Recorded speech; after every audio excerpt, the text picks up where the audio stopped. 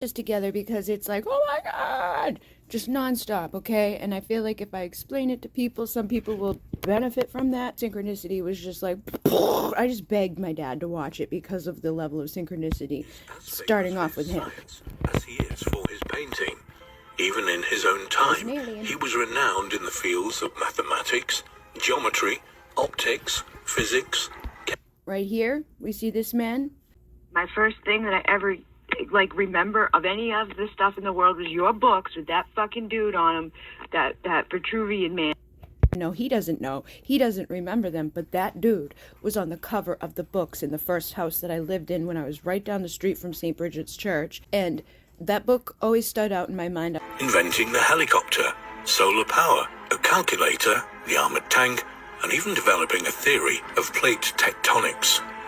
It's thought that, rather like Nikola Tesla, he may have been in touch with, or influenced Told people before that Nikolai Tesla was talking to aliens. by extraterrestrials aiming to accelerate our speed of technical and civil advancement. He was a cryptologist, and that's why many researchers think that he may have left secret knowledge hidden within his work, which, when deciphered, may provide the keys to unlock the universe. Yes. Vinci, a town in northern Italy, was his birthplace. He took his name as being illegitimate. He wasn't allowed to use his father's name, just the This is the Starseed story origin, man. There's always a weird thing with the parents. place of where he was born. As a teenager, Leonardo moved to nearby Florence, which at the time was the center of a cultural revolution known as the Renaissance, where the scene. The zeitgeist infused and seeded the mind of young Leonardo, who, largely self-taught, found himself master of so many new and exciting disciplines. Though he was widely admired by many of his contemporaries, the most powerful political force throughout much of the world had their doubts about him, the medieval Roman Catholic Church. The trigger for the Renaissance was the rediscovery of ancient classical writings that had been stored, unnoticed, in monasteries following the dissolution of the Roman Empire. For almost the first time, Europeans could study the works of Aristotle, Plato, and the other great philosophers. Unfortunately, many of their ideas did not sit well with Christianity. Although Da Vinci was a Christian, he openly admitted to being interested in a wide range of spiritual philosophies and their secret knowledge. He, painted around 1481, shows the three wise men visiting the baby Jesus in Bethlehem. Like traveling back in a time machine, the camera revealed Leonardo's creation layer by layer. But he wasn't ready for the heretical image that came to view. A scene showing a pagan temple rising from the ruins of a Christian church. Total heresy. Future. Little wonder that Leonardo painted over it. But on closer inspection, he realized that it wasn't a temple in ruins. It was actually an Egyptian temple being built, showing the techniques being used. And tellingly, the top of the temple's columns was capped by a lotus flower, which to ancient Egyptians represented the flower of life. Story of how the universe was created using sacred geometry.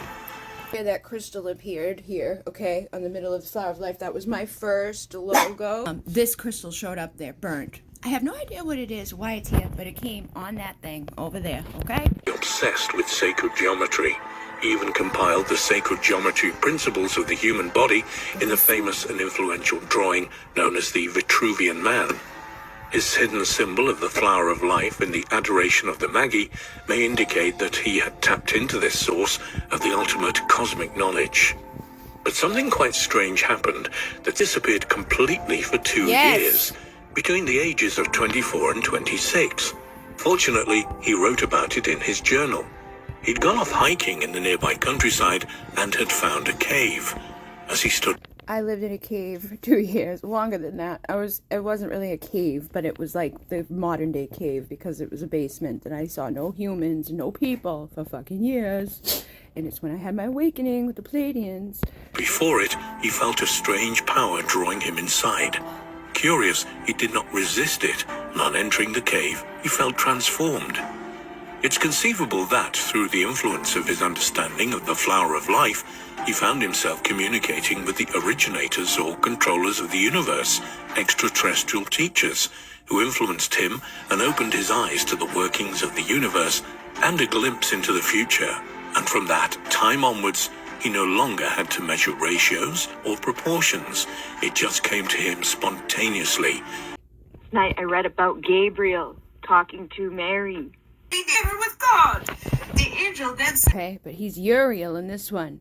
They lie to us. Jesus and John the Baptist are all set against a background of rock formations and, in the distance, mountains and water. In this cave-like painting, was he pointing to revelations that he'd witnessed during his missing years? And was his use of the painting technique, Yes. sfumato, an indication of some kind of portal? Sfumato creates a I just had a talk the other day with Stefania, and she's doing what? Making portals with fucking paintings. hazy, out-of-focus plane that Leonardo described as without lines or borders, in the manner of smoke or beyond the focus plane. The depiction of the archangel Uriel is unusual. The story is that both Jesus and John had to escape King Herod's order. Mary and Joseph fled to Egypt, and according to the apocryphal story, the angel brought John the Baptist to accompany them. However, the source of this story comes from the apocryphal Gospel of John the Baptist, where the angel is identified as Gabriel, not Uriel. Why did Leonardo change this? Uriel was the archangel of wisdom, a celestial being from the heavens who was thought to be the guardian of secret knowledge. And notice that in the painting, he's pointing his index finger at Jesus. The pointed finger is a symbol widely used in alchemy. It represents someone's relationship with the spiritual world, and specifically an indication of a spiritual path. The Tonight I read about Gabriel talking to Mary, and they have it as Uriel. symbolism isn't Christian, it's profoundly pagan. Perhaps it was Uriel, in the form of an extraterrestrial, whom Leonardo met in the cave, continuing the angel's mission of bringing enlightenment to humanity. Along with the Mona Lisa, Leonardo da Vinci's most iconic painting is, of course, The Last Supper, depicting the moment when Jesus informed his disciples that one of them would betray him. It also marked the inception of the Eucharist, the sharing of Jesus' blood and body. It's a most unusual painting. It's almost as if someone has pressed the pause button. All the disciples are in various states of shock, except for one, the character, usually thought of as John the Apostle, to Jesus' immediate right.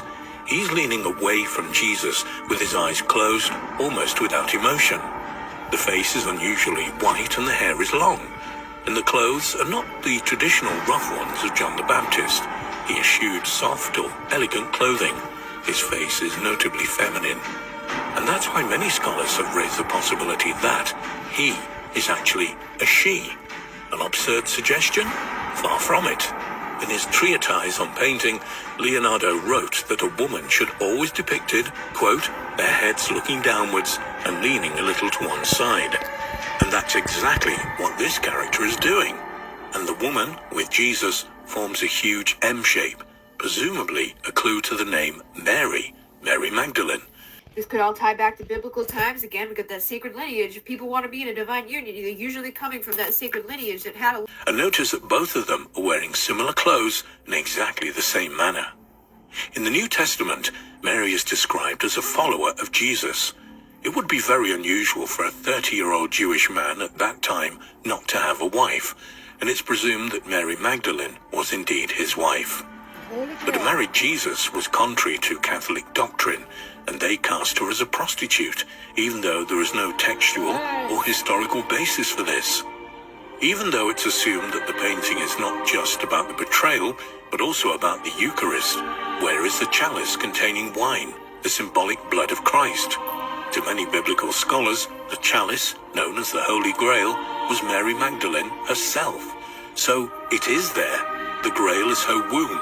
For, if apocryphal stories are taken seriously, she and Jesus had a number of children. And, through the effect of her being the Holy Grail, these children would be special. carrying a new type of DNA to bring about a new and enlightened human race. Last week when I did the reading for one of the people on the channel, I talked about Mary and Sarah Magdalene, and I was like, the bloodline is the Holy Grail.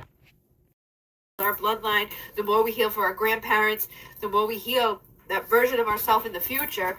Two Italian scholars have delved deeper into the obscure symbolism of the Last Supper. Musician and scholar Giovanni Maria Palla has found evidence of musical notation in the painting. Leonardo was an exceptional musician, serving the Medici as a singer and lyre player for many years. Talk to the girl who plays the lyre. I even mentioned the lyre. The lyre. You like a lyre, right? You like to play the lyre. The tablecloth has vertical and horizontal lines in the form of a musical score. Several of the items on the table are unusually heightened, loaves of bread in particular. Last night I talked about this, about the church wall windows, okay? How they have like all those amazing designs and they're all beautiful, right? They're frequency resonance. They are the design of your DNA, the sound of the design of your DNA.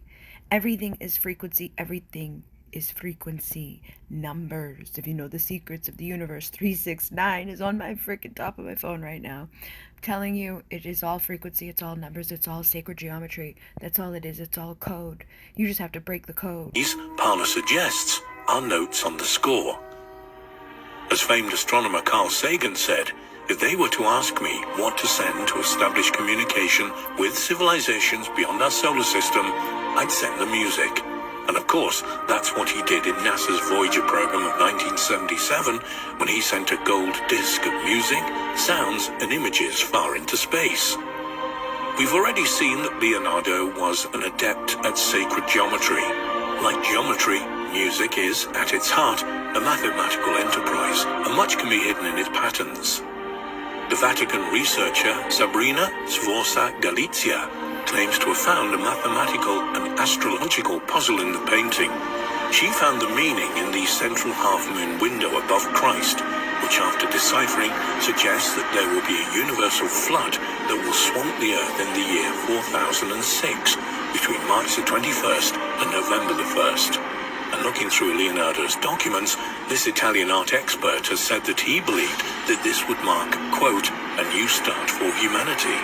Leonardo's Salvator Mundi is not only the world's most expensive piece of art, but also its most mysterious. Apart from the hypnotic and far-seeing eyes, the most extraordinary aspect of this painting is the crystal sphere in Jesus' left hand. This is the Sintamani stone, the wishful-fulfilling crystal sphere of Tibetan Buddhism, the jewel that grants wishes. It's seen clearly in images of the Buddhist deity, Kishti Gaba, and it's usually seen in the possession of a bodhisattva, or enlightened teacher. Two questions come to mind. How would a 15th century Roman Catholic artist have known about a magical 10th century Buddhist symbol? And why would Leonardo put it in a profoundly Christian painting? The answer to this latter question may come from a close inspection of the Sintamani stone. There are 3 white dots, or stars, floating within the transparent orb. 2 of them are slightly closer together. Is this a depiction, or a light reflection, of the 3 belt stars of Orion? Like the height of it, of Egypt, right? They had the pyramids there, sitting in water. They were sitting in water. They don't want us to know or believe that or whatever for some reason, but the water erosion around the Sphinx shows that it was dating far, far back, okay?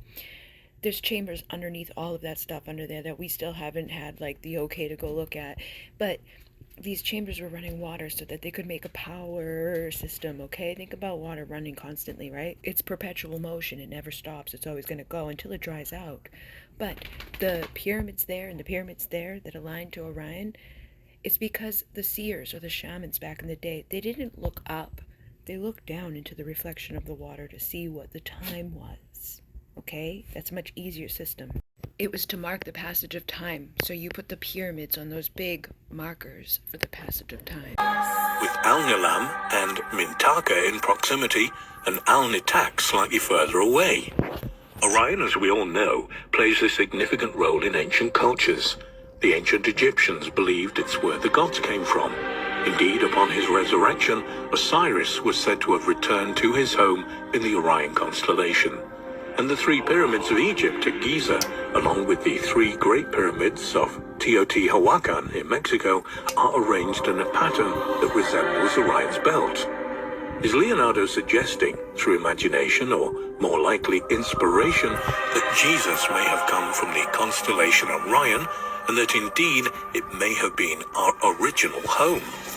It seems that Leonardo is saying that there's a cosmic intelligence interwoven within human history. The clearest answer to this puzzle comes by looking at his final and most prophetic work of art, which contains the most astonishing semi-hidden image. 61 years of age, created one of his most beautiful yet disturbing paintings. It was to be his last creation. St. John the Baptist emerges from the painting, pointing to another realm. Imagine how this would have looked in a dimly lit chapel. A candle is lit, and the intense-looking character gradually manifests itself, materializing out of the dark. But more than that, if a mirror is held up to its right-hand side, the clear features of an extraterrestrial appear. It's known that optical illusions were popular in paintings from the Renaissance. You have to look at the painting from a specific angle in order to see something hidden in it. The Ambassadors by Hans Holbein the Younger is probably the most famous such painting. Last night I talked about the elongated skulls. She was like a royal family of the Egyptians, but she was a young daughter of them, and her head was said to have looked like that. Akhenaten and his wife, Nefertiti, they had the elongated skulls. Elongated skulls in the Paracas, Peru, that were not pressed. With its mysterious skull. Tricks using mirror images were also popular in the Renaissance, and Leonardo certainly experimented with them. Yes. The alien in that painting is not just some modern, cynically fabricated artifact. Leonardo knew what he was trying to communicate, and he was a master of it. The artist loved to tease. Last month, or like the end of last month, I started seeing those faces everywhere. On the wall, in the window, in the mirror, in the thing, on the dog's head, everywhere. Da Vinci came out of the cave where he had received inspiration. He felt impelled not only to continue his search for esoteric, hidden knowledge, but also to put codes and messages in his work for those who had eyes to see. Yes, that's in the dog. Now that's up in my window. Okay? Do you see it? Do you see it? He's there. Okay? And right here, okay? I see him everywhere. He's right here, he's right here, he's right here, he's right here, he's up here. He's everywhere. Who's that flower of life? Who's the flower of life's headed? Oh, I don't know.